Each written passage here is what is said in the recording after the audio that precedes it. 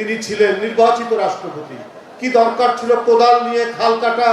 কিন্তু সারা বাংলাদেশে 1600 খাল কেটেছিলেন জিয়াউর রহমান, যাতে শুকনো মৌসুমে ওই খালে পানি থাকে এবং ওই খালের পানি দিয়ে যাতে চাষবাস করা যায়। এটাই জিয়াউর রহমান। অনেক বয়স্ক মানুষ যাদের অক্ষর জ্ঞান ছিল না সেই সময়, আজকে অক্ষর জ্ঞান সম্পন্ন মানুষ বৃদ্ধি পেয়েছে। জিয়াউর রহমান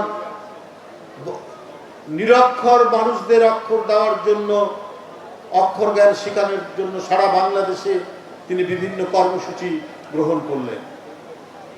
এইভাবে একের পর এক তার স্বেচ্ছাশ্রমের ভিত্তিতে বিভিন্ন কর্মসূচির মাধ্যমে 72 থেকে 75 যে জাতি তলাবিহীন ঝুড়ি নামে আখ্যায়িত লাভ করেছিল, সারা বিশ্বে সারা দুনিয়ায় সেই জাতি নিজের পায়ে দাঁড়িয়েছিল, সেই জাতি চাল রপ্তানি করেছিল, সেই জাতি একটি শক্তিশালী জাতি হিসাবে আত্মপ্রকাশ করেছে।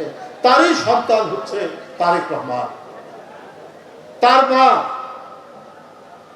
যে দল বহুদলীয় গণতন্ত্র প্রতিষ্ঠা করেছে, শহীদ জিয়াউর রহমানের নেতৃত্বে, সেই গণতন্ত্র আবার হত্যা করলেন হোসেন মোহাম্মদ এরশাদ। তিনি থাকতে পারতেন, সুখে শান্তিতে থাকতে পারতেন, কিন্তু এই সুখের কথা তিনি কখনো চিন্তা করেননি নিজের।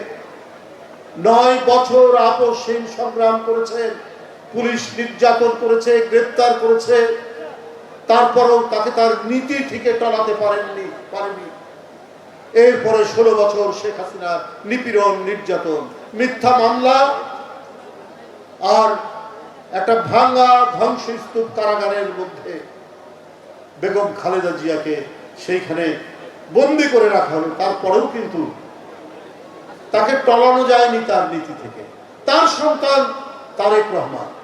তাই কি গণতন্ত্রের প্রশ্নে, কি রাজনীতির প্রশ্নে, কি মানব সেবার প্রশ্নে তারেক রহমান যে দৃষ্টান্ত স্থাপন করে যাচ্ছেন, সেটি আমাদের অনেকের কাছেই অনুকরণীয়। আজকে আমরা বিএনপি পরিবার এখানে যে রুম্মন এবং মিঠুনের নেতৃত্বে আমরা এখানে এসেছি, এবং বিল্লাত ভাই আপনাদের এই এলাকার জনপ্রতিনিধি, তিনি এই আয়োজন করেছেন, এত বিশাল আয়োজন। আমি সত্যি এটি দেখে অত্যন্ত হতবাক যে তিনি এই কাজটি তিনি করেছেন। তো সেটি একটি মাত্র কারণ হচ্ছে যে তারেক রহমান সাহেব তিনি তার সমাজ সেবামূলক কাজ, মানুষের কল্যাণের কাজ, এইখানে আমি যে নামগুলো আমি তালিকায় পড়লাম 15-16 জন যারা সেই সময় নিহত হয়েছেন, অনেকে আহত হয়েছেন, তাদের সন্ধানে এবং তাদের পাশে দাঁড়ানোর জন্য আমরা বিএনপি পরিবার আমরা এখানে এসে এই সংগঠনের নেতৃবৃন্দ আমরা এখানে এসে আজকে উপস্থিত হয়েছে। আমি এখন বেশি কথা বলবো না।